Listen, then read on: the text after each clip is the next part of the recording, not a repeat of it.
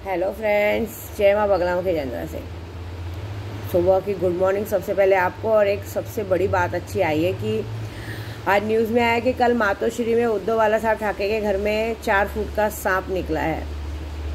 आप समझिए, ये कोई उन्हें तकलीफ़ देने नहीं गए थे, ये उनके पूर्वजों पे, उनके पुरखों का जो इतना बड़ा आशीर्वाद है कि मैं इतनी बड़ी पूजा करके आई हूँ। ये बात नहीं समझ रहे कि महाराष्ट्र की देवियाँ, मांडरची काड़ूबाई, माहौरगढ़ की रेणुका माँ, मोंगल माँ, मेलड़ी माँ, ये सब की सब नागिन रूप में, मेरी माँ विंध्यवासिनी माँ, ये पांचों देवी का स्वरूप नाग के रूप में उनके दरवाजे पे पहुंचा है। तो इसका मतलब ये है कि उन्होंने अपना आशीर्वाद उन्हें दे दिया है। मतलब विद्या देवी ने इतनी जो पूजा करके आई है, क्योंकि माँ हमेशा नागिन के रूप में ही दर्शन देती है, सांप के रूप में ही दर्शन देती है। और सांप के रूप में अगर मातोश्री में सांप आया है तो वहाँ देखिए उससे किसी को दुख नहीं, तकलीफ नहीं दिया।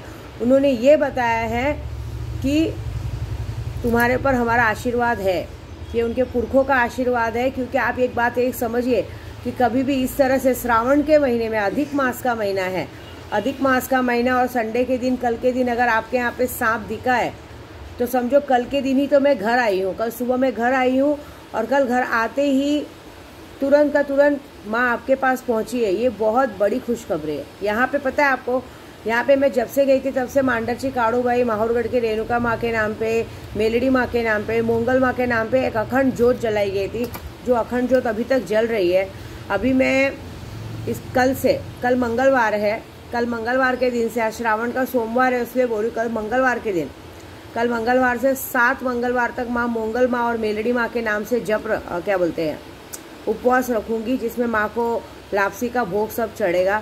और शुक्रवार के दिन मांडरची काड़ूबाई और माहौरगढ़ की रेणुका माँ महाराष्ट्र के नाम पे मैं व्रत रखूंगी। वो कम से कम 7 वो रहेगा, 7 फ्राइडे का व्रत। लेकिन उसमें भी 7 फ्राइडे के व्रत के बाद आने वाले, फिर उसके बाद अमावस्या पड़ रही है। अमावस्या को पहला दर्शन में करने जा रही थी कि इतनी बड़ी यात्रा में अपने लिए, मेरे उद्धव बाला साहब ठाकरे के लिए जो पूजा करके आई हूँ, उनके लिए मैंने माना है कि मैं अमावस्या से लेकर अमावस्या को पहला दर्शन होगा, उसके बाद 7 मंगलवार तक, उसके बाद फिर मैं 7 मंगलवार डेली काड़ूबाई जाऊंगी दर्शन करने। सुबह शाम दर्शन करने जाऊंगी, शाम को लौट के आऊँगी। तो ये बहुत बड़ी बात हुई है। और माँ ने आज खुद सपने में कहा है, ये हमारे सिर्फ उद्धव बाला साहब ठाकरे जी के लिए मैसेज है, कि उन्होंने सिर्फ यही मैसेज दिया है कि ये 30 अगस्त तक तुम्हारे जितने दुश्मन होंगे, जितने लोगों ने तुम्हारे साथ गलत बात की होगी, जितने दुश्मन होंगे, वो इस दुनिया से अलविदा ले चुके होंगे। अब वो कौन होंगे वो तो मुझे भी नहीं पता। उन्होंने साफ साफ ये बात कही है। यहाँ तक कि मुझे तक यही बात कहा गया है कि जितने भी तुम्हारे दुश्मन हैं, जितने भी अब तक बुरा सोचा है, मेरी खुद की कुलदेवी ने, मेरी माता विंध्यवासिनी ने मुझे बात कही है कि तुझे लगता है ना कि तेरी माँ, तुझे ऐसा लगता है कि तेरी माँ तुझ पे ध्यान नहीं देती। नहीं, ये बात तो मैंने कभी नहीं कहा है। क्योंकि उस दिन जब पूर्णिमा की इस रात को 3 बजे मुझे ऐसा लगा कि सब मेरा रास्ता रोक रहे हैं, तो मैंने, मेरा भाई चतुरानंद भैया 3:30 बजे जाते हैं माँ का पूजा अर्चना करने, और वो मुझे रोज़ सुबह पहली फ़ोटो भेजते हैं। सुबह 4 बजे जैसे ही माँ का श्रृंगार करके निकलेंगे, सबसे पहला वीडियो मुझे भेजते हैं। तो मैंने माँ की फ़ोटो सामने रखी और मेरे आँखों से आंसू आ गए। मैंने कहा, माँ मुझे घर जाना है, मुझे कोई रास्ता रोक रहा है, मुझे घर जाना है। तो माँ ने कहा कि, हंस के बोलने लगी, मेरे पास नहीं आएगी। मैं बोले आऊँगी, लेकिन पहले मुझे घर जाना है, मैं आऊँगी। तो माँ ने कहा ठीक है, जा घर। और उसके दूसरे दिन मैं फिर 3:30 बजे घर के लिए निकल गई। तो सच बोलूँ तो जो कुलदेवी का मुझ पर आशीर्वाद है, कि जो मेरी मांडरची काड़ूबाई का सबका आशीर्वाद है, जो मैं सिद्धियाँ प्राप्त करके आई हूँ। शायद ये बात मेरी, देखो मेरा ये वीडियो उन तक पहुँचता है कि नहीं मुझे नहीं पता, लेकिन ये बात ज़रूर है उद्धव भाई कि आपके लिए, मैं साहेब नहीं बोलती हूँ। साहेब किसको बोला जाता है? मालिक को बोला जाता है, भाई को नहीं बोला जाता है। मैं तो आपको भाई बोलती हूँ। तो उद्धव भाई एक ही बात कहूँगी कि 1.25 लाख जब किया है, 1.25 लाख मांडरची काड़ूबाई का, मेरी माँ विंध्यवासिनी का, मेलड़ी माँ का, मोंगल माँ का, 10 महाविद्याओं का, यहाँ तक कि सैलानी बाबा को चादर चढ़ाने के लिए नादे अली का 1.25 लाख का जब किया है। अभी फ़िलहाल मैं नहीं गई हूँ, क्योंकि मैंने सोचा है गणपति के बाद जाऊँगी। क्योंकि अब मैंने वो एक बात को ऐसे रख दिया बाजू में, क्योंकि मैं चाहती हूँ कि जरा पहले 30 अगस्त तक सारे गलत लोगों को बलि चढ़ जाए, उसके बाद विद्या देवी सैलानी बाबा जाएगी। क्योंकि ये जो लोग हमेशा हिंदू मुस्लिम में लड़ाई लगवा रहे हैं, जो लोग गलत बात कर रहे हैं, जो लोग इस तरह से लोगों को आए दिन पुणे एक्सप्रेस हाईवे पे एक्सीडेंट्स हो रहे हैं, इन सबका ज़रा फैसला तो हो जाए।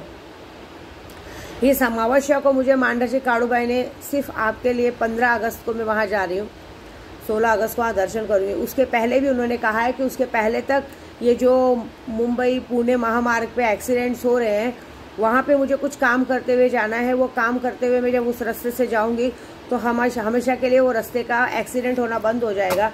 फिर जो बुल्ढाना महामार्ग पे हमेशा एक्सीडेंट हो रहे हैं वहाँ पे भी एक शक्तियाँ छोड़ने जानी है, क्योंकि वहाँ पे जो भी एक्सीडेंट हुए हैं तो बुरी शक्तियाँ, जितने आदमी मरे हैं उनको शांति नहीं मिली है, उन आत्माओं के रूप में वो आत्माएं रास्ता रोक के ये चीज़ें करते हैं। अब ये चाहे कोई माने ना माने, वहाँ यंत्र वंत्र काम नहीं करेगा।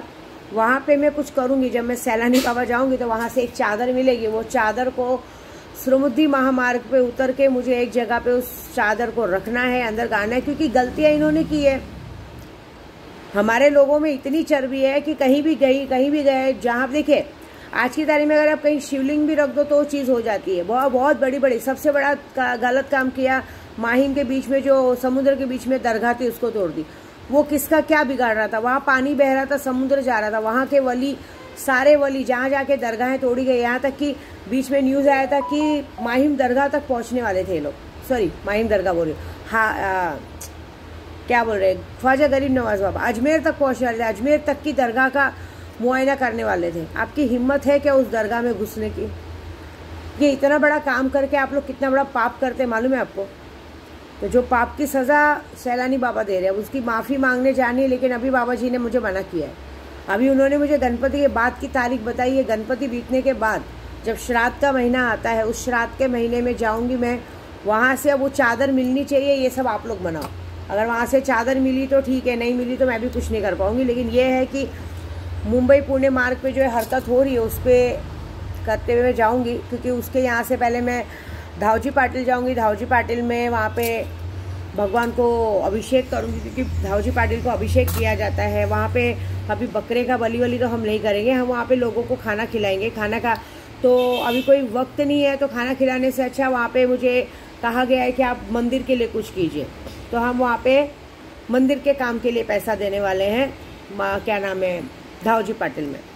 मैं जहाँ तक बता दूं कि धावजी पाटिल में जा रही हूँ, 15 अगस्त को जाऊँगी। तो वहाँ मैं 5 लाख रुपया धावजी पाटिल के पूरे मंदिर के काम के लिए मैं वहाँ पे डोनेट करने वाली हूँ कि मंदिर का अच्छे से काम हो, लोग आए जाए, रास्ता वास्ता अच्छे से बने, बैठने का काम हो।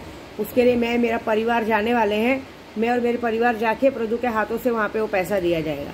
उसके बाद माँ काड़ूबाई के यहाँ पे भी जाके हम जरा पूजा अर्चना करेंगे। वो करके आने के बाद ये बात जरूर हो जाएगी, आने वाले बहुत सालों तक फिर वहाँ पे कोई एक्सीडेंट नहीं होगा। दूसरी बात, जितने लोगों ने भी सुल्तान जिन लिया है, जो लेंगे नहीं लेंगे मुझे उससे मतलब नहीं है, जितने लोगों ने भी सुल्तान जिन लिया है उनको 2 लाख रुपए तक, 2.5 लाख तक की सुल्तान जिन है। तो जितने लोगों ने भी लिया है उनको 25 लाख का तो फ़ायदा हुआ ही हुआ है। साथ में उनको एक एक्टिवा मैं दे रही हूँ, सामने वाला नहीं, एक एक्टिवा मेरी तरफ से गिफ्ट मिल रहा है। और जितने लोगों ने लॉटरी में नाम डाला है, तो लॉटरी में किसी ने 25,000 का डाला है, किसी ने 50,000 का डाला है, तो उनको हमने कम से कम 2.5 लाख नहीं 3 लाख तक का फ़ायदा दिया है। और ये किया है कि उनको कम से कम एक मोबाइल गिफ्ट किया जाएगा। तो मोबाइल का ये रहेगा कि वो जहाँ भी रहेंगे, जिस भी शॉप में जाएंगे, उसको वहाँ पे वहीं पे हम वहाँ पे सामने पैसा पे करेंगे, वहाँ से उनको मोबाइल गिफ्ट किया जाएगा। ऐसा किया है, ये मेरी तरफ से है। ऐसे इतना ज़रा पूजा करके देखिए, विद्या देवी ने अपनी कमाई का हमेशा 60% दान किया है कि मेरे बच्चे अच्छे से रहें। बस मैं आप सबसे भी यही मनाऊंगी कि अब मैं, जब आप पूरे देश के लिए सोच रही हूँ और चाह रही हूँ, क्योंकि मुंबई पुणे महामार्ग पे जो हमेशा एक्सीडेंट हो रहे हैं उनके लिए जा रहे हैं कि आगे ये सब कभी ना हो। ये रास्तों की वजह से हो रहा है, रास्ते की कार्रवाई हो रही है, क्योंकि बहुत सारे लोग मर गए। ये हमारे भगवान आज की तारीख में जो नाराज़ हैं, जैसे हमारे उद्धव भाई बाला साहब ठाकरे को हटा के जिनको दी गई है सरकार, उनसे हमारे भगवान नाराज़ है, क्योंकि उनके रहते कभी हमारे देश में, महाराष्ट्र में कोई दिक्कत परेशानी नहीं आई थी। जो सब कहते हैं ना कि क्या किया, कोरोना काल में पूरे लोग मुंबई से भाग गए थे, लेकिन हमारे उद्धव बाला साहब ठाकरे ने पूरी तरह से मुंबई बचाई थी। किसी को कोई खाने पीने की दिक्कत नहीं हुई थी। मुझे मालूम है ना, मैं थी यहाँ पे, किसी को इस तरह से भगाया नहीं गया था। लेकिन अब ये जो पाप का कर्म है उसकी सज़ा भगवान दे रहे। भगवान ये दिखा रहे हैं कि अब तुम्हारे हाथ में, तो देखो तुम क्या करते हो, कुछ नहीं करते हैं, लोग मर जा रहे हैं। अभी जैसे हमारे किसी भाई ने विधानसभा में कहा था कि कृषि मतलब किसानों के बच्चों को कचरा समझ लिया है। क्या है, मर जाएंगे तो इनके बाप दादा ने। अभी आप सोचो, इतने बड़े बड़े नेताओं के पास पैसा नहीं है, लेकिन आज की तारीख में जो लोग रिक्शा चलाते हैं, जो लोग ने मच्छी बेची है, जो लोग ने पान टपरी चलाई है, आज वो नेता मंत्री बन चुके हैं। और वो लोग ये बताते हैं कि हम लोगों को 5-5 लाख रुपया, वो उनकी इतनी आयपत हो गई कि लोगों की मरे हुए लोगों की कीमत लगा रहे 5 लाख रुपए देने की। अरे उल्टा ऐसे करना चाहिए कि अगर समझो सही में अगर उनके लोग मर गए हैं तो एटलीस्ट उनको कुछ ऐसी चीजें करके देनी चाहिए कि आजीवन, जैसे कहीं सरकारी नौकरी में नाम डलवा दीजिए या कुछ कीजिए उनके परिवार में, कि आजीवन वो लोग कमा कमा के धीरे धीरे अपना परिवार चला सके। 5 लाख रुपए कितना दिन टिकता है आज की तारीख में, ये बताइए। या तो फिर ऐसा कुछ करना चाहिए कि उस रोड पे ये क्यों हो रहा है, समृद्धि महामार्ग पे ये क्यों होता है। पता है आपको, ये लोग ने जो समृद्धि महामार्ग बनाया है वहाँ 200 किलोमीटर तक में ना खाने की व्यवस्था है, अगर गाड़ी खराब हो गई ना गैरेज की व्यवस्था है। 50 किलोमीटर पे तो क्या बोलते हैं, ये है पेट्रोल पंप है। आपने ये स्मृति महामार्ग तो मौत का दरवाजा ही बनाया ना कि 200 किलोमीटर तक आप जाओ, मर जाओ, किसी को अता पता ना चले। अगर करना है तो स्मृति महामार्ग पे ऐसे करो कि जगह जगह पे किलोमीटर पे आप उधर क्या बोलते हैं मिड डे खाने के होटल्स बनाओ, गैरेज बनवाओ, पेट्रोल पंप बनवाओ, तब जाके तो आदमी बचेगा ना। जगह जगह हेल्पलाइन करवाओ, कहीं जगह जगह पे हर 100 कम से कम 50 किलोमीटर नहीं, हर 50 किलोमीटर पे 50 किलोमीटर बोल रहे, हर 20-30 किलोमीटर पे 10-20 किलोमीटर पे कुछ ऐसा हेल्पलाइन सेवाएं बनवाओ जहाँ पे कि लोगों को अगर कुछ इमरजेंसी हुई तो इंसान दवा दारू तो कर सकता है। यहाँ तो आप लोगों ने समृद्धि मार्ग ऐसा बनाया है कि 200 किलोमीटर तक ना आदमी को खाना मिले, ना पीना मिले, कुछ नहीं मिले, आदमी मर जाए। आदमी को बाहर शहर में भी निकलने के लिए 20 किलोमीटर का रास्ता पार करके जाना पड़ता है। मैं उस रास्ते से आई, मुझे मालूम है ना। आपको शायद याद होगा, एक बार मेरी गाड़ी के टायर का पूरा नटबोल्ट निकल गया था। एक महान हस्ती हमारे साथ गाड़ी चलाने गए थे। मैं आपको बता दूं, मैं अपने एक सचिन भाई की गाड़ी हमेशा लेके जाती हूँ। वो सचिन भाई की गाड़ी हम 3 साल से कंटिन्यू वो गाड़ी लेके जाते हैं, कभी वो गाड़ी खराब नहीं होती। और रमेश भाई लेके चलाते हैं गाड़ी, मैंने देखा है रमेश भाई का, शायद उनको पता नहीं होगा। एक्चुअली क्या होता है, जो इंसान लायकी का होता है ना उसकी कदर नहीं है। रमेश भाई वो गाड़ी लेके जाते, मैंने देखा है रमेश भाई कभी भी उस गाड़ी को एकदम सहूलियत से सही सलामत, ना कभी वो गाड़ी पंचर हुई है, ना गाड़ी का कभी हवा निकला है, ना कभी गाड़ी खराब हुई है। उन्होंने एक तीसरे पंसर को अपने दोस्त को वो गाड़ी दी है। वो बंदे को तो हम लोग ने भी आजमाया है। वो बंदे के हाथ में गाड़ी जब भी गई ना, उसे गाड़ी का एक पैसे का नॉलेज है ना, उसे गाड़ी चलाने आती है, कुछ नहीं, बस उसको एटीट्यूड में बैठना है। हर जगह पे एक अलग वीआईपी ट्रीटमेंट चाहिए, वो सारा चाहिए। लेकिन उसने उसी बंदे को उन्होंने गाड़ी दी थी। और पहली बार ऐसा हुआ था 3 साल में कि वो गाड़ी स्मृति महामार्ग से जैसे हम उतरे और घोटी करके पहुंचे, घोटी करके आता है नासिक के पहले, वहां पे वो गाड़ी का नटबोल्ट निकल गया। तो अच्छा वो मुझे दिखा, मुझे ऐसा लगा कि गाड़ी का हवा कम है क्या, जरा देखो, तो दिखा कि नटबोल्ट निकल गया था। अगर गलती से नटबोल्ट निकल रहा तो हम गाड़ी में 6-7 लोग थे, चले गए होते, ये बात हुई थी। लेकिन एक कैसा है ना, इतना बंदिश करके मैं निकलती हूँ कि गाड़ी के हवा भी कम नहीं होने देती। उस जगह पे हम बचे थे। फिर मुझे ऐसा लगा कि ये किसी ने किया, लेकिन ये बात है कि ये ऐसी जगहों पे जब 200 किलोमीटर पे गाड़ी, एक तो गर्मी का मौसम है ना, तुम जगह पे कुछ खाने पीने का व्यवस्था रखे, कुछ नहीं रखे तो गाड़ी तो कंटिन्यू जाएगी। टायर तो गर्म होगा, टायर गर्म होगा तो गाड़ी का नट बोल्ट क्या, गाड़ी भी पिघलेगी और एक्सीडेंट तो होगा। वार तो हम पर भी आया था, लेकिन पूजे पाठ का जगह था, इससे मुझ पर कोई वार नहीं कर पाया। मैंने वो जब मार्ग पे चल रही थी, उस मार्ग पे मुझे अंदाजा हो गया था कि गाड़ी को कुछ तो होगा, क्योंकि हम पुजारी लोग हैं, हमें तुरंत आभास होता है कि कहाँ क्या होने वाला। और मैंने फिर जालना में गाड़ी उतार के पहले हम लोग ने खाना वाना खाया, गाड़ी को 1-1 घंटा रखा, फिर वहां से गाड़ी निकली। अगर कंटिन्यू गाड़ी गई होती तो ये पक्का है कि स्मृति मार्ग पे हमारा भी एक्सीडेंट होना पक्का था। उसके बाद ये मार्ग ही वैसा है, जब आप 200 किलोमीटर तक कहीं, मैंने देखा है गांव में भी, इलाहाबाद के लिए भी रास्ता बन गया है, सब जगह पे रास्ता बन गया है। यहाँ 200 किलोमीटर पे कुछ रखते ही नहीं है। ये मौत का दरवाजा बनाया गया है एक्चुअली, सही बोलो तो। ये हाईवे को आदमी मर जाए जी जाए, कुछ मिलेगा ही नहीं, क्या फायदा ऐसे रोड का। उसके बाद उस बंदे को, जिस बंदे को बोले, उस बंदे को एक बार हमने भी गाड़ी दी। हम उस बंदे के साथ एक बार फिर खुद से गांव गए, और गांव से आए, उसमें भी उस बंदे ने हमारी गाड़ी का चारों टायर चेंज करवाया। और उसके बाद भी यहाँ से जाते जाते हमें उसी घोटी पे हमारी गाड़ी को बिगाड़ा गया। मतलब जब आदमी को नॉलेज न रहे, और उस इंसान में एक ऐसा है कि हमें अकेले चलाना है, हमें अकेले पहाड़ उठाना है। जो इंसान सिर्फ अकेले खाने को देखता है उस जिंदगी में कभी आगे नहीं बढ़ जाता है। इसलिए मैं यूट्यूब के जरिए सचिन भाई को बोलूँगी कि जो सही में ईमानदार लोग हैं ना वो आपके पास हैं। देखिए अभी भी मैं इतना 4000 किलोमीटर जाके आई हूँ, आपकी गाड़ी का मैंने कहीं हवा भी कम नहीं होने दिया है, कुछ नहीं होने दिया है। लेकिन मेरा कैसा नंबर प्लेट लगा था ना, नाम विद्या देवी का मैंने उनके नंबर प्लेट लगवाया था कि मेरा नाम यूट्यूब का नाम डाल के चलो अपनी गाड़ी पे, क्योंकि मैं जहाँ जाऊँगी तो लोग पहचानने चाहिए मेरी गाड़ी है। किसी ने हमारी गाड़ी नहीं रोकी। जो भी पुलिस वाले ट्रैफिक वाले देखते थे मेरी गाड़ी जा रही है वो छोड़ देते थे, जो कि मैं और कहीं रोका भी तो हमने पेपर वर्क सब दिखाया बराबर, ऐसी बात है। लेकिन मैं एक ही बात बोलूँगी कि वो एक्चुअली उनकी गलती नहीं थी, उनका नाम ही वृश्चिक राशि से शुरू होता है। और मैंने कहा था वृश्चिक राशि वालों का, कुंभ राशि वालों का 2023 बहुत खराब है।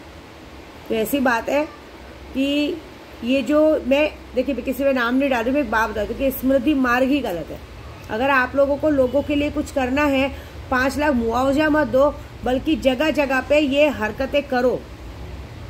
ये जो है ना 200 किलोमीटर तक आप हाईवे बना दे रहे हो, उस हाईवे पे मौत का दरवाजा खुला रखा है, ये यमराज का दरवाजा खोलना हुआ। ना वहाँ पे कुछ दूरी पे हॉस्पिटल है, ना खाने पीने की व्यवस्था है, ना यहाँ तक कि पानी की बोतल तक नहीं मिलती है। आदमी प्यास से मर जाएगा। बोलो, ऐसी बात है। करना है ऐसा कुछ सुविधा कीजिए तो इंसान मानेंगे। 5 लाख रुपया दे दिया, तुम्हारे बाप दादा ने दिया था, तुम लोग सारे रिक्शा चला चला के अपनी जिंदगी आगे बढ़ाए। आज जाके वो भी मंत्री पद पे कैसे बैठे हो, किसी के पीठ पे छुरा घोंप के बैठे हो, खोखे बांट के बैठे हो। बताओ, हमारे उद्धव बाला साहब ठाकरे के पास 50 खोखे मिल गए तो तुम लोग को लगा कि उनको हो गया। अरे वो तो खानदानी पैसे वाले, उनके पिताजी खुद बैंक में काम करते थे। धीरे धीरे अपने बाला साहब ठाकरे ने धीरे धीरे पूरे महाराष्ट्र को हिंदुत्व जगह के आज महाराष्ट्र में जीना सिखाया। उन्होंने पूरा कहते हैं शिवसेना का वो किया, शिवसेना पार्टी लाने वाले वो है, शिवसेना नाम लाने वाले वो है। तो उनके पास क्या 50-60 खोखे नहीं रह सकते? इतने जन्म के राजा हैं, वो नहीं रह सकते। और तुम जैसे लोग उनके पीछे से ऊपर आए हो, तुम जैसे लोगों को गटर में से उठा के उन्होंने ऊपर खड़ा किया, और आज तुम्हारे पास 50-50 खोखे रह सकते लोगों को बांटने के लिए, उनके पास नहीं रह सकते। और वो कल एक कौन है जो हमेशा हमारे उद्धव बाला साहब ठाकरे को उल्टा बोलता है। मैं तो सबसे पहले अपने महाराष्ट्र के लोगों से एक बात कहूंगी, कौन बाला साहब ठाकरे को दिल से मानता है? जो मानता है सबसे पहले इसके घर में घुस के उसको मारो।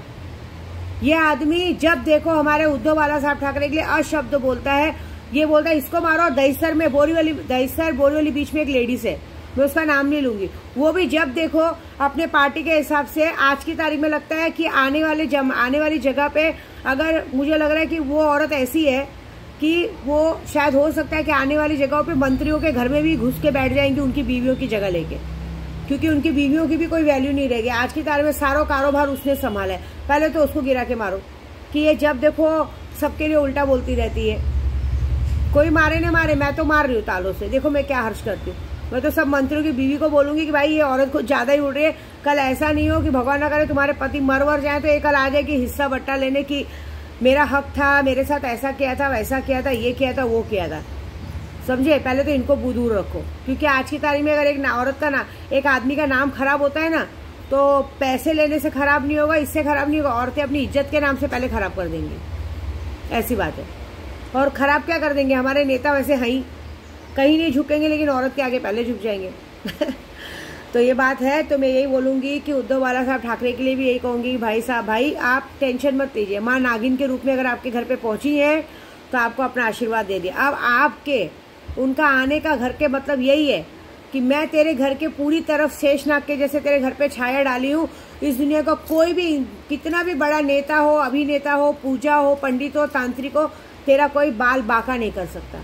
ये महाराष्ट्र की मांडरची काड़ूबाई ने आपको आशीर्वाद दिया, बस। और बाकी का तो आपकी विद्या बहन है ही पीछे। मुझे भी एक आशीर्वाद मिला है, मुझे भी रात को घर में लगा है, मेरे घर में चारों तरफ सांप घूम रहे हैं, तो मेरे ऊपर भी छाया तो आ ही चुकी है। और कल से मैं आप लोगों के लिए व्रत रखने वाली हूँ। तो मुझे ये बात पक्की है कि सैलानी बाबा जाने से पहले आपके दुश्मन ऊपर जा चुके होंगे, ये वादा है मेरा। जय माता दी।